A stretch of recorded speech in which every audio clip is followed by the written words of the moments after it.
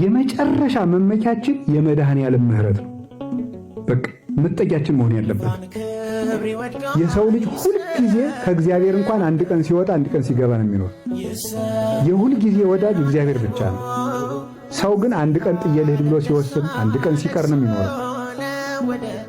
ሰው ብዙ ቀን ይወስናል፣ ብዙ ቀን ግን እግዚአብሔር ያፈርሳል። እግዚአብሔር ግን የሁል ጊዜ ወዳጅ ነው፣ የታመነ ወዳጅ። እግዚአብሔር ስንት ቀን ደጅ ቆሟል እኛ ቤት መግቢያ አጡ። ሁላችንም እግዚአብሔርን አልከፍት ብለን ብዙ ቀን ሰደነዋል። ብዙ ቀን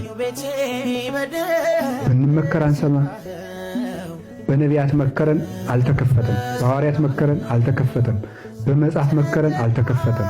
በመምህር መከረን አልተከፈተም። በንስሐ አባት መከረን አልተከፈተም። በጓደኛ መከረን አልተከፈተም። በእናት አባት ክፍ መከረን አልተከፈተም። ሀብታችንን አንዳንድ ቀን በማጥፋትም መከረን አልተከፈተም። በበሽታ ቆነጠጠንም አልተከፈተም። እስካሁን እንደተዘጋ አለ።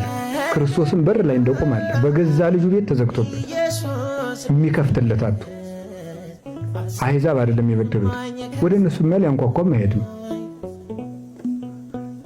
ይህ ዕድል ነው። ከቃሉ ጋር ናችሁ እና ይህን ዕድል ያሳጣናል። እውነት ነው የምነግራችሁ።